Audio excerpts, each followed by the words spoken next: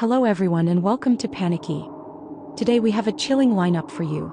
9 spine-tingling Snapchat horror stories that are sure to send shivers down your spine. From stalking to blackmail and unsettling photos, we've got all the elements to keep you on the edge of your seat. So, let's dive right in and explore these haunting tales. So, I have a story that still makes my skin crawl, and I figured this was the perfect place to share it. It all started during my junior year of high school. I was pretty active on Snapchat like most of my friends, and I had a classmate, let's call him Alex, who started messaging me more frequently. At first it was innocent enough, just typical high school chit-chat about classes, memes and the latest trends. We were both just teenagers navigating the social minefield of high school life, and it felt harmless. As time went on, Alex began to show a lot more interest in me. He would send me funny videos and memes that he thought I would enjoy, and I appreciated his effort to make me laugh. Over Snapchat he was charming and fun. He always knew how to lighten the mood, and it felt like we had this great connection that was blossoming. I started to feel flattered by his attention, and I'll admit I developed a bit of a crush on him. We exchanged snaps almost daily, and I genuinely looked forward to our conversations. It was like a little escape from the stress of school and homework. One day, after a particularly long week, Alex told me he really liked me and wanted to hang out outside of school. My heart raced at the thought. I hesitated, part of me was excited while another part was cautious. I didn't really know him beyond our messages, and I had heard stories about how people could be different in real life. But curiosity got the better of me, and I eventually agreed to meet up, eager to see if he was as cool in person as he seemed online. The day of our meeting arrived, and I was a mix of excitement and nerves. I spent way too long getting ready, wanting to look nice but not overdo it. We decided to grab coffee at a local cafe after school, a place I frequented with friends. When I walked in, I spotted him right away. He looked different than I expected, more intense. He was cute, but there was something in his expression that made me a little uneasy. Still, I brushed it off, thinking maybe I was overthinking it. After all, I had built up this idealized version of him in my mind based on our conversations. At first, things went well. We talked about our favorite shows, shared laughs, and reminisced about funny moments from school. But as the conversation continued, I started to feel this weird shift. It was like he was switching from the funny guy I knew to someone else entirely. He leaned in closer, and I could feel the space between us shrinking. The jokes started to fade, and he began asking very personal questions about my life, questions I hadn't really discussed with him before. I tried to steer the conversation back to lighter topics, but he kept pushing, almost as if he was trying to dig deeper into my personal life. Then things took a turn. He pulled out his phone and began scrolling through our Snapchat messages, pointing out all the flirty comments I had made. My stomach dropped. It felt like he was analyzing every little thing I had said, and the atmosphere became suddenly uncomfortable. I laughed nervously, trying to brush it off, but he didn't laugh back. Instead, he said something like, "You know, we'd make a perfect couple." I can see it. That's when my heart sank. I felt trapped. This was not the easygoing guy I had been chatting with. He was intense and a bit possessive, like he was already claiming me as his. I tried to change the subject again, hoping to diffuse the tension, but he just kept circling back to this idea that we were meant to be together. As he spoke, my anxiety rose with every word, and the cafe suddenly felt too small. I could feel my palms sweating and my heart racing as I realized I was in a situation that was spiraling out of my control. Finally, I mustered the courage to excuse myself, saying I had homework to do. As I got up to leave, he grabbed my wrist and said, "Wait, don't go. I just want to get to know you better." That was it for me. I felt a wave of panic wash over me. I pulled my wrist away and hurried out of the cafe, not looking back. The whole way home I was shaking. I could hardly focus on the road as I replayed the encounter in my mind. I blocked him on Snapchat as soon as I got through the door. I didn't want to hear from him again. The next day at school I tried to avoid him, but I could feel his eyes on me in the hallways. He would smile at me, but it felt more like a predator watching its prey. It was incredibly unsettling. I ended up confiding in my closest friends about what had happened. They were supportive and reassured me that I did the right thing by blocking him and distancing myself. It felt good to have their backing, but deep down I still felt uneasy. I couldn't shake the feeling that he might try to reach out again or even confront me at school. One day, while sitting in the cafeteria with my friends, I spotted Alex across the room. He was laughing with a group of guys, but the moment our eyes met, his expression changed. He looked right at me and it felt like a chill ran down my spine. I quickly looked away, trying to focus on my friends, but I could feel his gaze lingering. It was as if he was trying to assert some kind of claim over me without saying a word. My stomach twisted into knots and I suddenly lost my appetite.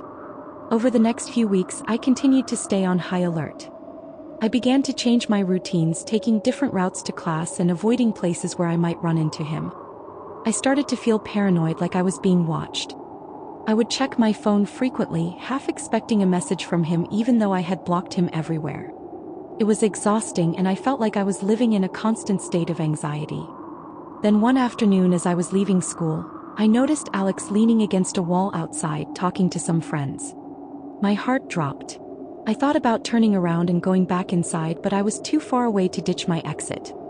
As I walked past, he called out to me with a casual, "Hey." I froze for a moment, then quickened my pace, pretending I didn't hear him. I could hear him calling my name behind me as I hurried to my car, my heart racing in my chest. That evening, I decided to talk to my parents about everything. I had been keeping it to myself, but the stress was starting to take a toll on me. When I explained the situation, they were understandably concerned. My mom emphasized the importance of safety and suggested I keep a record of any interactions I had with him, just in case.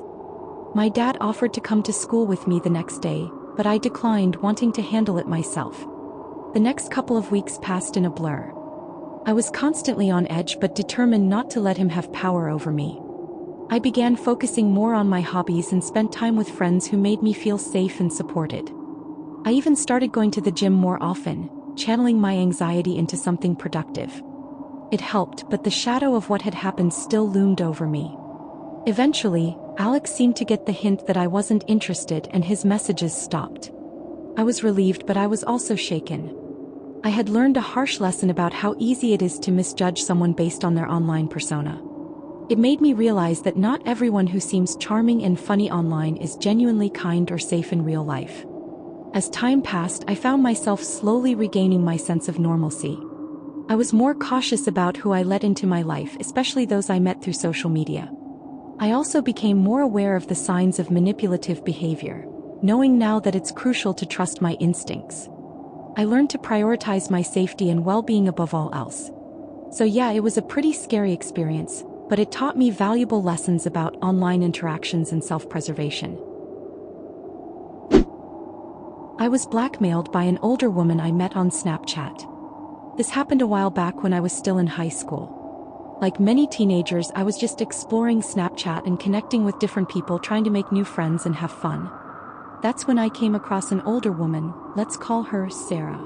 She seemed fun, flirty, and honestly, I thought I was just chatting with someone who was a little older and more experienced than me. It felt exciting to connect with someone outside of my usual circle.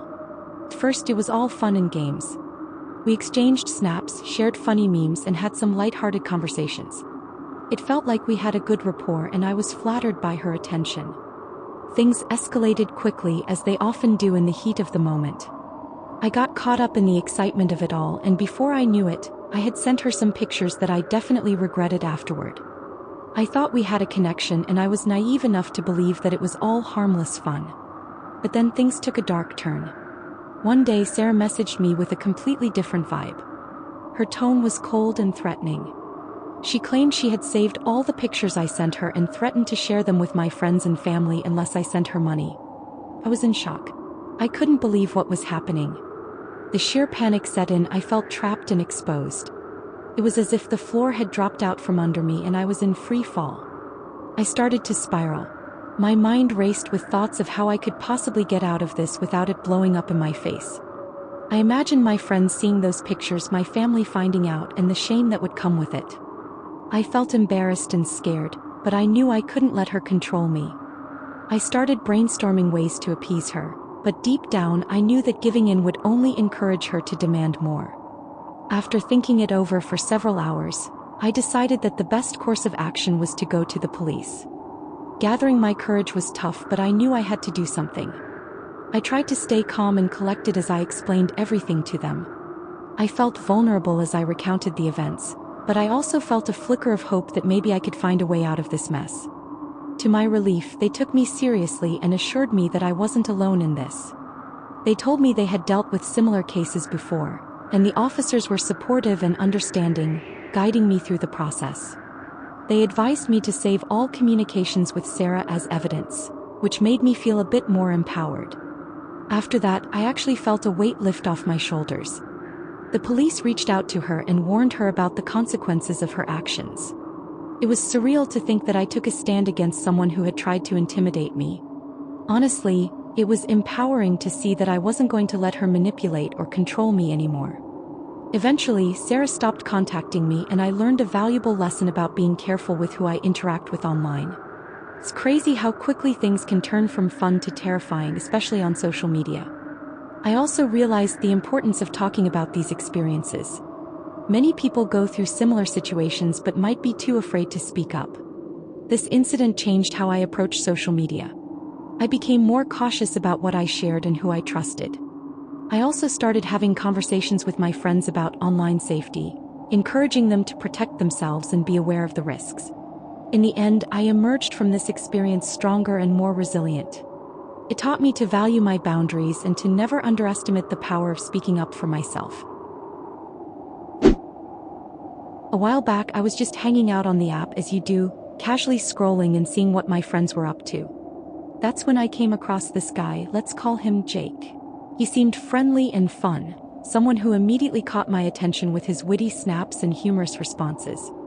We started chatting, and at first it was all about light-hearted, casual conversations. We exchanged memes and funny snaps, sharing inside jokes that made me laugh. Everything felt pretty harmless at that point, and I was enjoying the new connection. As we continued to talk, I found myself opening up more about my life, my interests, and even some personal stuff that I might not have shared with just anyone. I thought it was all in good fun, and I began to feel a sense of trust toward Jake. He seemed genuinely interested in what I had to say, and I didn't think much of it. It was nice to have someone who seemed to care about my thoughts and feelings, and I enjoyed the banter we had going on. However, as our conversations progressed, I started to notice some strange things that made me question my initial impressions. Jake would reference details about my life that I hadn't shared with him directly. For instance, he seemed to know where I went to school and my favorite hangout spots without me ever mentioning them. It was as if he had a sixth sense about my life, or worse, was keeping tabs on me in some way. He even brought up some of my hobbies that I hadn't posted online or discussed with anyone, and the more he revealed, the more unsettled I became. At first, I brushed it off as mere coincidence. Maybe he had seen me around or overheard snippets of conversation. But over time, the little things started to creep me out. I began to feel like I was being observed, and that was not a comfortable realization. I asked him outright how he knew so much about me, trying to sound casual, but he just laughed it off, claiming he was good at picking up on things. His dismissive attitude left a knot in my stomach, and I couldn't shake the feeling that something was off. What had started as a casual friendship now felt like something more invasive. I couldn't help but wonder if I was being too paranoid, but my instincts were screaming at me to be careful. One day, everything changed when I received a snap from him that made my heart race. It was a picture taken from a distance of me sitting at my favorite coffee shop, sipping my usual drink. Faker? I hadn't posted anything about being there that day. My heart dropped and I felt a wave of panic wash over me. I confronted him about the snap, and he responded with something vague, saying he was just in the area and happened to see me. But my gut was telling me that this was more than just a coincidence. I felt a mix of fear and paranoia wash over me, realizing that I needed to take action. So, I decided to do a little digging of my own. I looked through his social media profiles, trying to find any clues that might explain his behavior. While they seemed normal on the surface, I couldn't shake the feeling that he was hiding something significant. Feeling increasingly uneasy, I decided to confide in a close friend about what was happening. I described everything from our initial conversations to the unsettling snap. After listening, she encouraged me to cut ties with him entirely. At first, I was hesitant. I didn't want to overreact or be rude. But after thinking it through, I realized that it was better to be safe than sorry. The next day, I finally mustered up the courage to block him on Snapchat and remove him from my other social media accounts. As I clicked the buttons to sever our digital connection, I felt a sense of relief wash over me, but it was accompanied by a lingering worry about what he might do in retaliation. Just to be safe, I told my parents what had happened, and they advised me to be more cautious about sharing personal information online in the future. After I blocked him, I didn't think I'd hear from him again, but to my dismay, I noticed he still tried to reach out through other platforms. He created new accounts to contact me, and each message was more unsettling than the last. It became painfully clear that he wouldn't take no for an answer. The messages ranged from benign questions to more invasive inquiries, and I felt my anxiety levels rising with each ping on my phone. That's when I decided to take the situation seriously and contacted the authorities. I explained everything that had been happening, from the strange references he made to the snap at the coffee shop. To my relief, they took my concerns seriously and advised me to maintain records of all communications. They also provided tips on how to enhance my. In the days that followed, I took their advice to heart. I tightened my privacy settings on all my social media accounts and made sure that only my closest friends could see what I was posting. I even removed pictures that might give away too much personal information. I felt like I was living in a state of heightened awareness, constantly on guard about what I shared online. Every notification made my heart race, and I found myself looking over my shoulder when I walked around town, fearing that I might run into him. As time passed, the messages from Jake started to dwindle. There were still a few sporadic attempts to reach out, but they became less frequent and more desperate. He would send random messages, sometimes just saying hey, or asking if I was okay. Each time I felt a mix of relief and dread. I knew I had made the right decision to cut him off, but the lingering fear that he might still be lurking in the shadows was hard to shake. I continued to document everything, keeping screenshots of his messages and noting the dates and times. I also started talking to a therapist about my feelings of anxiety and paranoia. It was helpful to voice my concerns, and she encouraged me to focus on reclaiming my sense of normalcy. I began to engage more with my friends and family, leaning on their support to help me feel grounded again. Eventually, the messages stopped coming altogether, and I was finally able to breathe a sigh of relief. It felt like a weight had been lifted off my shoulders, and I slowly began to reclaim my sense of safety. I started to feel more like myself again, enjoying social media without the constant fear of being watched. I even began to venture out more, visiting my favorite coffee shop again, but this time with a sense of confidence rather than anxiety. Looking back on the experience, I realized that it had taught me some valuable lessons about online interactions. I learned the importance of being cautious about who I let into my digital life and how critical it is to value my privacy. It also made me appreciate the friends and family who supported me during such a troubling time. I became an advocate for online safety, sharing my story with others to encourage them to be mindful of their online presence and to trust their instincts. Though it was a harrowing experience, I emerged from it stronger and more aware of the potential dangers lurking in the digital world. I now approach new online connections with a healthy dose of skepticism, always prioritizing my safety above all else. It's a reminder that even in spaces that feel fun and safe, it's crucial to be vigilant and protective of oneself. So, I've got a creepy story that I still can't shake off, and it all started with Snapchat. A while back, I was chatting with this guy I met on the app. Let's call him Mark. At first, it was all fun, snaps, memes, the usual banter that comes with getting to know someone new online. We exchanged funny stories and even shared our favorite music playlist. I enjoyed our conversations and thought it was just a casual friendship brewing. But then things took a weird turn. One day, out of the blue, I received a phone call from an unknown number. I don't usually answer calls from numbers I don't recognize, but something compelled me to pick up. It was Mark. He proceeded to tell me he was just calling to check in, and that he thought it would be nice to hear my voice. I was a bit taken aback since we hadn't exchanged phone numbers, and he didn't even mention he was going to call. My gut instinct kicked in, and I felt a wave of unease wash over me. I brushed it off as a coincidence, thinking maybe he had a friend who knew my number. However, the next day I got another call from the same unknown number. This time it was a little more unsettling. Mark started asking me personal questions: where I lived, what my work hours were like, and even mentioned my favorite hangout spots. I felt a chill run down my spine. How did he know all this? I realized that he had been tracking my social media posts and piecing together information that I thought was private. I confronted him through Snapchat asking how he got my number. He laughed it off again, saying he was just really good at finding people. I tried to laugh it off, but deep down I felt really uneasy. It was one thing to have a fun online interaction, but this was crossing a line. I decided to block him on Snapchat and the number, thinking that would be the end of it. But then it escalated. I started receiving calls from different unknown numbers, all asking for me by name and making vague comments about how they just wanted to talk. Felt like I was being hunted. It was as if Mark had somehow shared my number with others or was using some weird tactic to get back in touch with me. Each call left me feeling more paranoid than the last, as I wondered who else might be involved or how far he had gone to invade my privacy. Feeling increasingly anxious, I reached out to a close friend and told her what was happening. She listened intently, her expression shifting from concern to alarm as I shared the details. She suggested I report the numbers and even consider changing my number. I didn't want to go that far, but the thought of it started to seem necessary. I also tightened my privacy settings on all my social media accounts, making sure I wasn't giving away any more personal information. I thought about deleting my Snapchat altogether, but I hesitated, wanting to hold on to the connections I had built. After a week of dodging calls, I finally felt a sense of relief when the calls stopped coming. It was like a dark cloud had lifted, but the experience left me shaken. I realized how vulnerable we can be when we share our lives online, and how quickly things can turn from innocent fun to a creepy nightmare.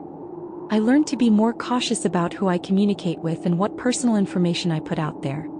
Even now, every time my phone rings with an unknown number, a shiver runs down my spine, reminding me of that unsettling chapter in my life. I was in a Snapchat friend group that wasn't even real. It all began during my sophomore year of high school when I met this guy, let's call him Jake. We were in the same history class and he seemed friendly enough. After a few casual conversations, he added me on Snapchat and we started chatting. Before I knew it, he invited me to join his friend group, which he claimed was a tight-knit circle of friends who were always hanging out. At first I was excited. It felt great to be included, especially since I was still trying to find my place in school. Jake introduced me to his friends through Snapchat and they all seemed like fun, quirky individuals. There was Emily, the artsy girl who loved photography, Mike, the funny guy always sharing memes, and Sarah, who was super supportive and would always send encouraging messages. Each of them had their unique personalities and I found myself enjoying my interactions with them. For nearly a year I chatted with everyone in the group regularly. We shared everything from school gossip to personal struggles. I even felt a sense of loyalty to them, as we would often have group chats and share snaps of our daily lives.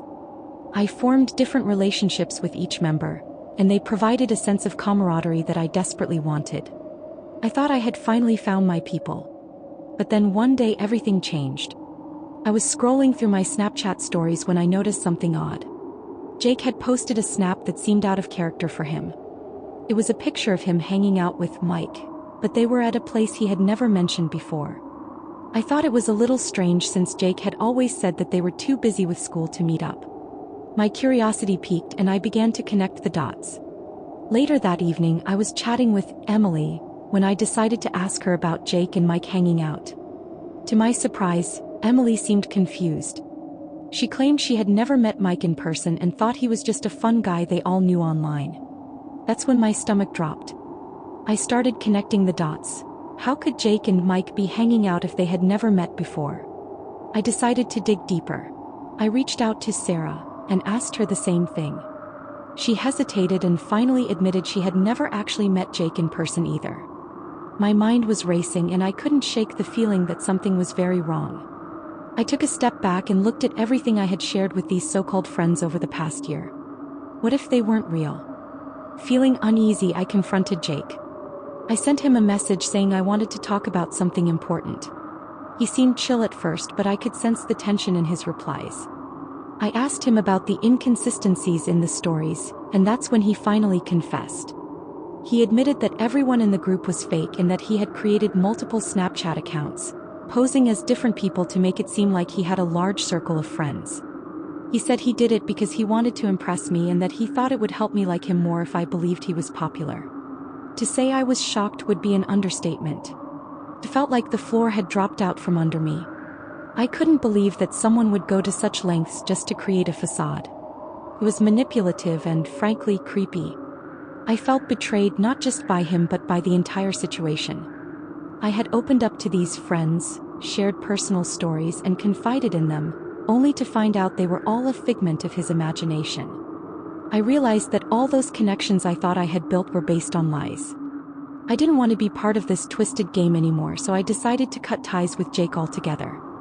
I blocked him on Snapchat and removed all traces of him from my life. It was a difficult decision, but I knew I had to prioritize my mental well-being. I felt a sense of relief, but it was overshadowed by the lingering feeling of betrayal. I had been manipulated into believing I was part of something real when it was all a ruse. In the weeks that followed, I focused on rebuilding my social life in a more authentic way. I made an effort to connect with real friends and share experiences that were genuine. It took time to regain my trust in people, but I learned to be more cautious about who I let into my life. Looking back, this experience taught me the importance of honesty and authenticity in friendships.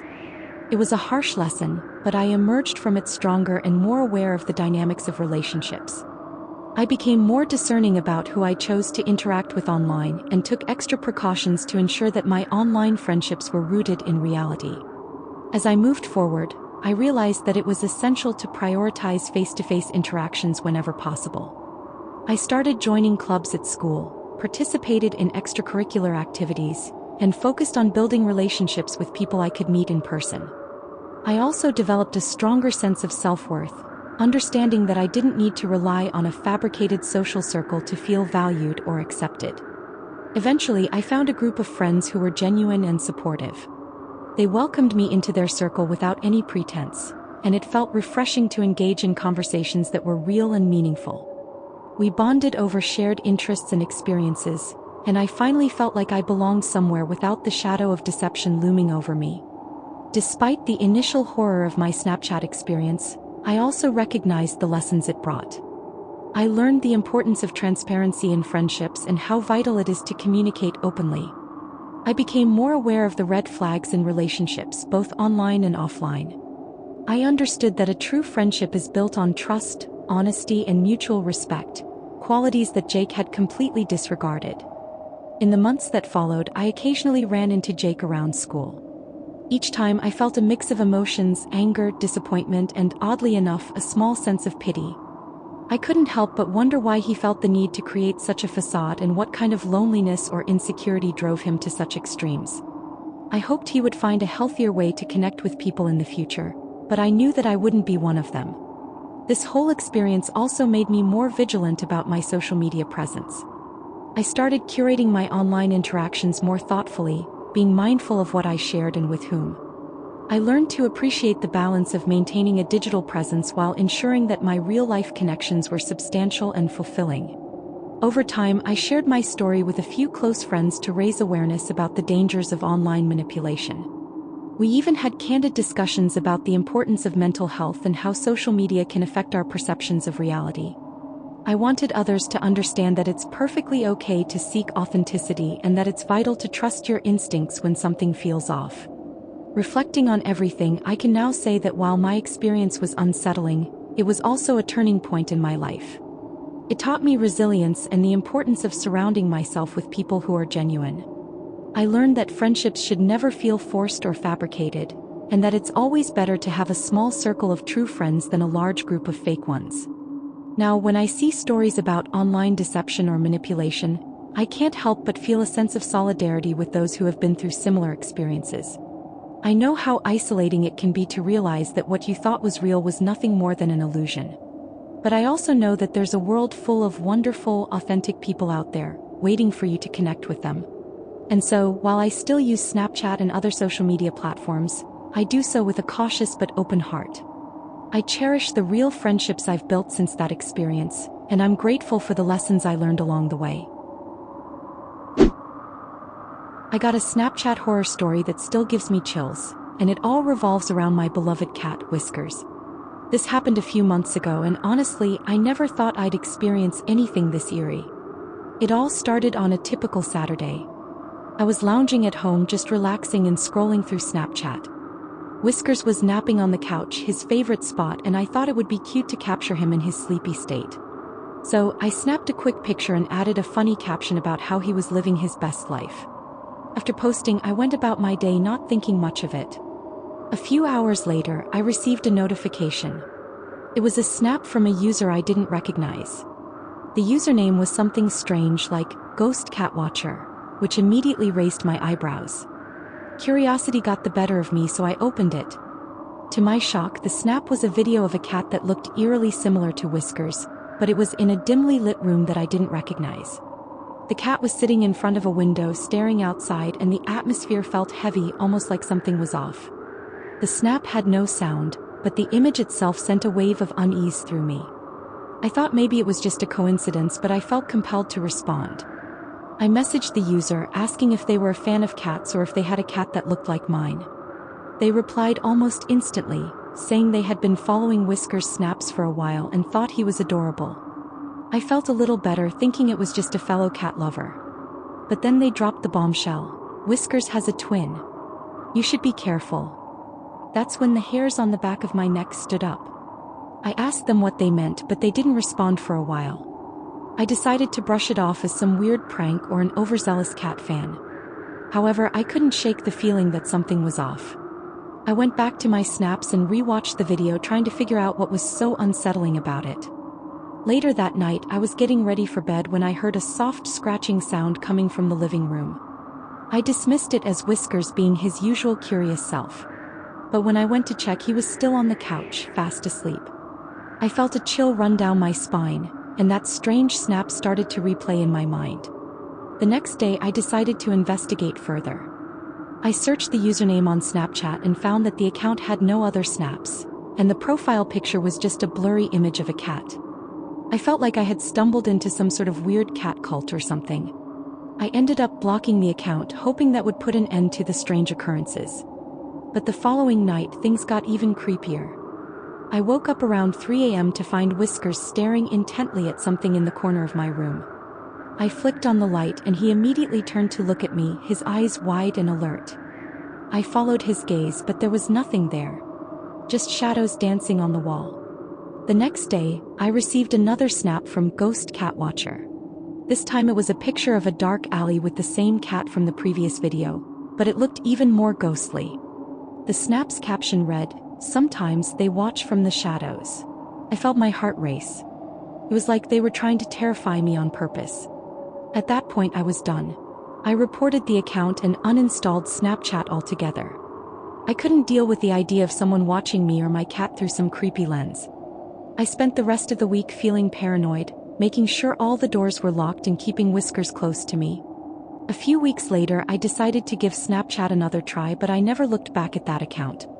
Whiskers is still my little shadow, and I keep a close eye on him, especially when he stares off into the distance as if he's seeing something I can't. I still wonder who that person was and what they wanted. Alright, buckle up, because this is one of the wildest experiences I've ever had, and it all started with Snapchat. So, a few months ago, I was happily dating my boyfriend Jake, and everything seemed perfect. We were in that blissful phase, sharing cute snaps, silly memes, and inside jokes. I was feeling on top of the world until one day I started getting random messages from friends saying they received weird snaps from me. At first, I thought they were just messing around, but then I got this one message that made my stomach drop. It was from my best friend, Mia. She sent me a screenshot of a snap that looked like it was from me, but I hadn't sent it. It was a picture of her with a caption that read, "You're so much better than Jake. Let's hang out without him." I was shocked. Who would send something like that? I immediately texted her back, insisting that I hadn't sent anything of the sort. That's when she told me she had received several other snaps from the same account, all with bizarre and creepy messages, and some even included personal details that only I would know. Panic set in. I logged into my Snapchat and discovered that someone had created a fake account using my name and pictures. They had taken my profile picture and even mimicked my bio to make it look legitimate. I felt violated and horrified. I couldn't believe someone would go to such lengths to impersonate me. I quickly reached out to Jake to explain what was happening. But before I could even finish my message, I noticed he had already seen those weird snaps. I could tell something was off in our conversation. He sounded distant and confused, asking me why I would say those things about him. I tried to reassure him that it wasn't me, but I could hear the hurt in his voice. He didn't believe me right away, and I could sense the trust starting to crumble. Over the next few days, the situation escalated. The impersonator was relentless, sending creepy messages to other friends, making it look like I was trying to sabotage my relationship with Jake.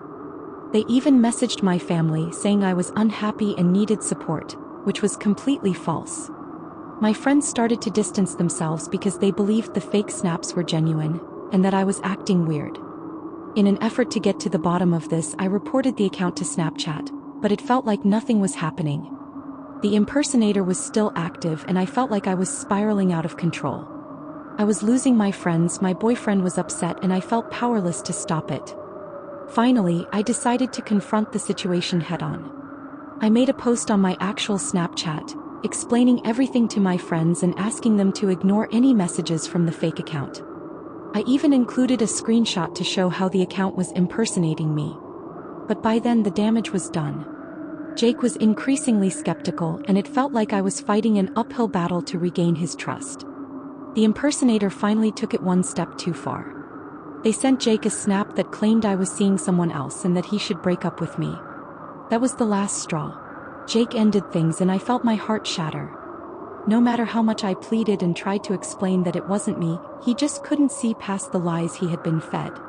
After the breakup, I was devastated. I felt like I had lost everything. It took weeks for me to rebuild my life, to reach out to friends who had distanced themselves, and to prove to them that I wasn't the person who had sent those terrible messages. Some of them believed me, but a few still had lingering doubts, which hurt even more. Eventually, the fake account was taken down, but the damage it caused was irreversible. I learned the hard way about the dark side of social media and how easily things can spiral out of control. It was a nightmare that I never thought I would experience, and I wouldn't wish it on anyone.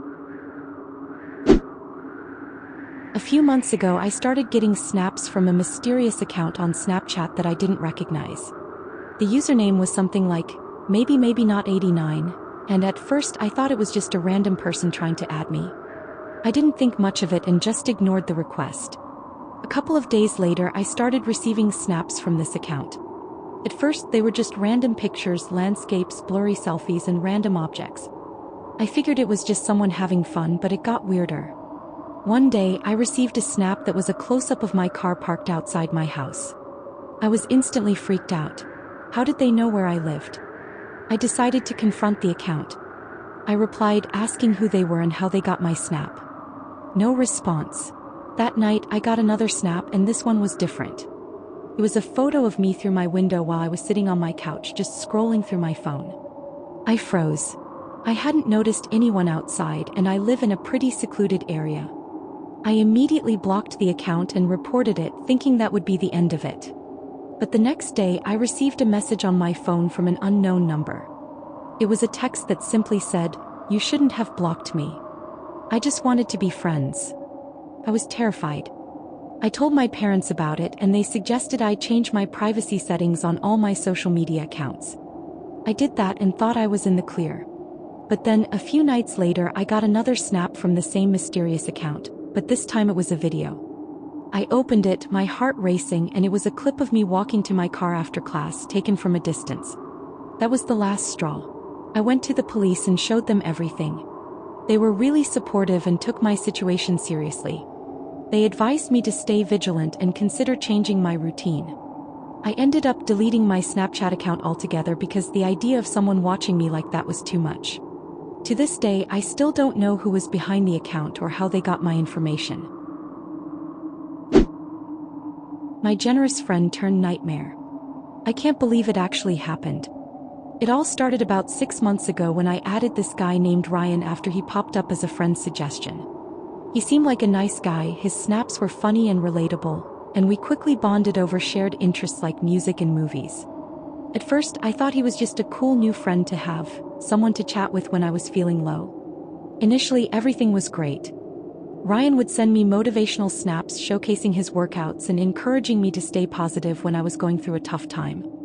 I eventually opened up about my struggles, like my financial issues and feeling overwhelmed with school and family problems.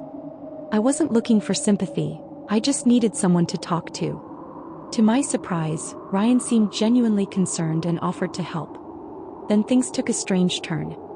Out of nowhere, he started sending me money through apps like Venmo and Cash App. At first, it was just small amounts like $20 here and there. He would say things like, "Get yourself something nice," or "You deserve a treat." I felt uneasy about accepting it, but honestly, I was struggling to make ends meet. And that little bit of help made a difference. Along with the money, he occasionally sent care packages filled with snacks and self-care items, which I appreciated but also felt guilty about accepting. As grateful as I was, I started to feel a burden of guilt hanging over me.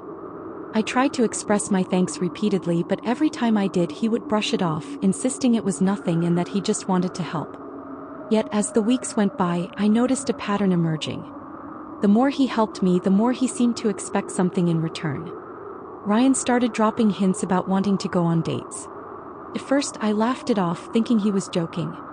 But when I mentioned I wasn't looking for anything romantic, he didn't take it well. His demeanor shifted and he became increasingly persistent. "You owe me a date," he'd say in a teasing manner, but there was an edge to his voice that made me uncomfortable.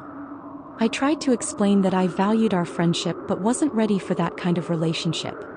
Still, he didn't seem to understand. One evening, after I had received another care package filled with my favorite snacks, he sent me a snap saying, "You know, I've done all this for you. It's the least you could do to go out with me once." I felt a knot tighten in my stomach. It was as if he was keeping a tally of his generosity, and I was beginning to feel trapped. The guilt of accepting his help began to weigh heavily on me, and I realized I needed to establish some boundaries. When I attempted to cut things off gently, explaining my feelings, Ryan's response shocked me. His tone shifted from friendly to possessive. "You don't get it, do you? I'm just trying to take care of you. You're mine," he said in a way that sent chills down my spine. It was unsettling. I had never thought of our friendship that way, and I hadn't signed up for a relationship, especially one that felt so controlling. As the days went by, Ryan's messages became more demanding. He would send me snaps showing his frustration and disappointment when I didn't respond quickly enough or if I didn't agree to go out with him. "Why can't you just appreciate what I'm doing for you?" he'd say, making me feel like I was somehow in the wrong. I started to dread opening Snapchat, knowing I'd be met with another message pressuring me to meet up or twisting my gratitude into guilt. One night, after I had finally blocked him on Snapchat, I received a series of messages that turned my stomach. He sent me a video of himself pacing in his room, visibly upset. "I just want to take care of you. Why won't you let me? You're making this harder than it has to be." It felt like a threat masked as concern, and I could feel panic creeping in. I realized how deeply I had underestimated him and the situation. After that, I knew I had to take serious action. I unadded him on Snapchat and blocked his number entirely. It felt liberating but also terrifying. I was afraid he would retaliate or try to find me. For weeks, I kept my social media private and avoided going out alone just to be safe. I told my close friends what had happened, and they were horrified, urging me to report him if he tried to contact me again. But even after blocking him, I still felt on edge. Weeks passed, and thankfully I didn't hear from Ryan. I slowly started to feel a bit more normal, though I remained cautious. I focused on surrounding myself with supportive friends, and I even began to pick up new hobbies to distract myself from the anxiety he had caused. But even in the midst of trying to move on, I couldn't help but glance over my shoulder whenever I was out, just in case he was lurking in the shadows. Then one fateful evening, I was hanging out with a few friends at a local cafe. We were laughing and chatting, and for the first time in a while I felt safe and happy. Just as I was about to take a sip of my drink, I got a notification on my phone. My heart sank when I saw it was a Snapchat request. It was from a new account that looked suspiciously familiar. The username had a slight variation from Ryan's, but I could tell it was him trying to reach out again. I felt a wave of nausea wash over me as I opened the request, only to find a snap waiting for me. It was a simple picture of him, a grin plastered on his face with the caption, "Miss me?" My pulse raced. I showed my friends, who were equally horrified, and they urged me to report the account immediately. I did, but I was still left with a sense of dread. It was clear he hadn't given up on trying to reach me. That same night, I received a text from an unknown number. It said, "I'm not done with you yet." I felt a chill run down my spine. No longer was it just the unease of being pressured into something I didn't want. It had escalated to outright intimidation. I quickly saved the number and reported it to the police, but they told me I needed more evidence to take action. It felt frustrating to know that I had to prove how serious this situation had become. In the following days, I decided to take my safety into my own hands. I installed security cameras around my home and started varying my routine, avoiding the same routes to and from places. I even asked my friends to accompany me whenever I went out, and I always made sure to keep my phone close, ready to call for help if needed. But then the unexpected happened. One afternoon, I received a call from a friend who worked at a local grocery store. She told me someone matching Ryan's description had been spotted hanging around the store asking about me. I felt my heart drop into my stomach. I couldn't believe he was actively trying to track me down. I felt violated and scared. That evening, I decided to go back to the police station with everything I had gathered, the screenshots of his messages, the snaps, the report from my friend. I explained how his actions had escalated, and they finally took me seriously. They filed a report and said they would keep an eye out for any suspicious activity. It wasn't a perfect solution, but it was a step in the right direction. Despite the police's involvement, I was still on high alert. I went home that night and locked every door and window, checking multiple times to make sure everything was secure. I even kept my lights on, making it look like I was home regardless of whether I was or not. I was living in a constant state of anxiety, and I felt like a ghost of my former self. Weeks passed with little change. I didn't see Ryan, but I couldn't shake the feeling that he was still out there lurking. My friends and family were incredibly supportive, but I felt guilty for burdening them with my fears. I wanted to be strong and move on, but I was still trapped in the shadow of my experience. Then one night, just as I was starting to relax and think about getting back to a normal life, I received a notification from my phone. It was a video message from an unknown number. My heart raced as I opened it, and there he was, Ryan, sitting in his car outside my house, filming himself. "I know you're in there," he said with a sinister grin. "You can't hide forever." I felt the blood drain from my face. I didn't know whether to scream or cry. I quickly called the police again, and they arrived within minutes. As I described the situation, I felt a mix of fear and anger bubbling up. They took my statement and assured me they would look for him, but part of me was terrified. After they left, I was left with a sense of dread that was hard to shake. I felt like I was living in a horror movie, and I was the protagonist trying to escape a relentless villain. I spent that night awake, listening for any sounds outside, half expecting to hear him at my door. My friends urged me to stay with them, but I felt a deep sense of attachment to my space, wanting to reclaim it from his intrusion. Days turned into weeks, and while Ryan's presence seemed to have faded, the anxiety remained. I avoided social media and kept my life as low-key as possible. I even stopped going to certain places that I used to love, fearing I might run into him. I felt like I was losing a part of myself, trapped in a cycle of fear and isolation. One evening, while I was curled up on my couch binge-watching a show to distract myself, I got a sudden urge to check my phone. I hesitated, fearing another message from him, but I had to know if anything had changed. As I scrolled through my notifications, I noticed a new Snapchat request, another account that looked suspiciously similar to Ryan's previous usernames. My heart sank. This time the message was different. Instead of a snap, it was a direct message that read, "You can't ignore me forever.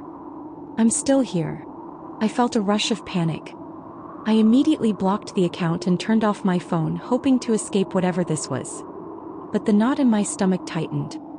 He was still out there, and I needed to do something. The next day, I decided to take a proactive approach. I reached out to a local support group for people dealing with harassment and stalking. It was comforting to talk to others who had gone through similar experiences. They gave me advice on safety planning and how to document everything. I felt empowered to take control of my situation, even if it felt daunting. With the support of the group, I drafted a safety plan that included keeping a journal of every interaction I had with Ryan, every message, every sighting. I also set up an alarm system in my home and shared my location with trusted friends. It felt like I was preparing for battle, but I was ready to reclaim my life. A few weeks later, I was sitting in a cafe with a couple of friends, feeling a bit more at ease. We were laughing and enjoying each other's company when my phone buzzed again. I opened it to find a new message from an unknown number. My heart raced as I opened it, and I was met with a simple picture of a flower captioned, "Thinking of you." It felt like a sinister reminder that he was still watching, still trying to reach out in a way that felt twisted and manipulative. I showed my friends and they were furious. They encouraged me to block the number and report it again. I took their advice, but I also felt a growing sense of determination. I was done being a victim. I started to think about how I could turn this experience into something positive. A few weeks later, I attended a community forum focused on awareness about harassment and stalking. I shared my story, and to my surprise, I received an overwhelming response of support. People approached me afterward, thanking me for speaking up. It felt liberating to take my story and use it to empower others who might be facing similar situations. As I continued to engage with this community, I found strength in sharing experiences and strategies for safety. I even decided to start a blog to document my journey and raise awareness about the issues surrounding harassment. Writing became a therapeutic outlet, helping me process everything I had endured. Then one night, as I was preparing to post a new entry, I received an email notification. It was a message from someone I didn't recognize. As I opened it, my heart sank. It was a screenshot of my blog along with a message that read, "I see you're doing well. Don't forget who helped you." It was Ryan's way of trying to intimidate me again, reminding me that he was still lurking. This time, however, I felt a wave of defiance wash over me. I gathered all my evidence and went straight to the police station. I told them about the email and my blog, explaining how it felt like he was still trying to exert control over my life. They took my case seriously and finally issued a restraining order against him. The sense of relief was overwhelming. I felt like I had finally taken back my power. With the support of my friends, family, and community, I continued to advocate for awareness around stalking and harassment. It became a mission for me, one that turned my fear into strength and my pain into purpose. I organized workshops in collaboration with local organizations, where I spoke about my experience and offered practical strategies for safety and support. The more I shared, the more I realized how common these experiences were, and it ignited a fire within me to help others. As I continued to share my story through my blog and in community events, I received messages from people who had faced similar situations. They expressed gratitude for my openness and vulnerability, and it felt like I was creating a safe space for others to share their own stories. I was no longer just a victim. I was becoming a voice for those who felt silenced, and I found great fulfillment in that. Months passed, and while I was still cautious about my surroundings, I felt a renewed sense of strength and independence. With the restraining order in place, I had the legal backing I needed to feel safer. I started to reclaim parts of my life that I had put on hold, going out with friends, enjoying activities I loved, and even exploring new opportunities. One evening, I received an unexpected message from a fellow advocate I had met during one of my workshops. She wanted to collaborate on a community event focused on raising awareness about stalking and harassment. Excited about the opportunity, we began to plan a local seminar, inviting speakers from various backgrounds to share their experiences and knowledge. As we worked together, I felt a sense of camaraderie and purpose that was invigorating. The seminar turned out to be a huge success, drawing a crowd of people eager to learn and engage in discussions about safety, consent, and support systems. I stood on stage sharing my story, and this time I felt empowered rather than afraid. The audience listened intently, and I could see the impact my words had on them. After the event, I was approached by a woman who shared her own story of harassment. She thanked me for speaking up and said it inspired her to take action against her own situation. It was a powerful moment that reminded me of why I had started this journey in the first place. I realized that my experience, as painful as it had been, could serve as a catalyst for change. As the months went by, I continued to engage in advocacy work, and my blog gained traction. I began to connect with organizations that focused on victim support and education, and I received opportunities to speak at conferences and workshops nationwide.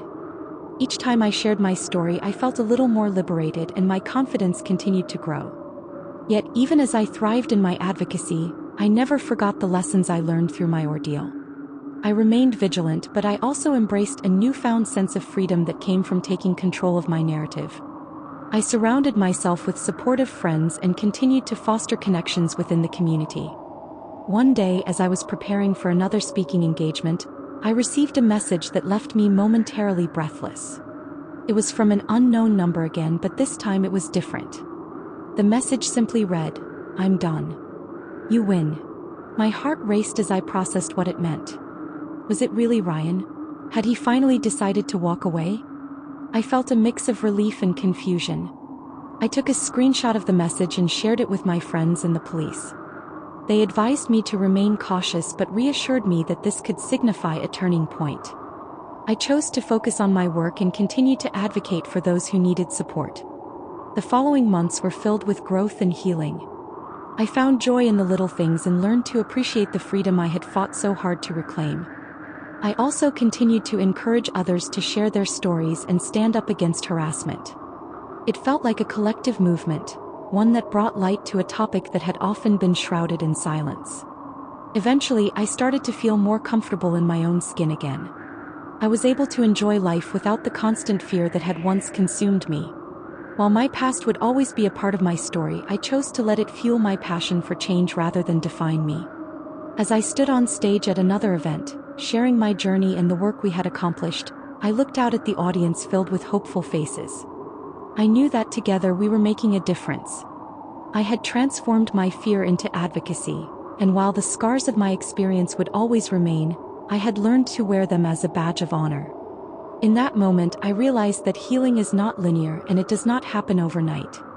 But with each step I took, I was moving forward, creating a path not just for myself, but for others who needed a voice. And that, in itself, was the ultimate victory. Thank you so much for watching. I'd love to hear your favorite Snapchat horror story. Share it in the comments below. And don't forget to subscribe for more thrilling content like this. Your support means a lot.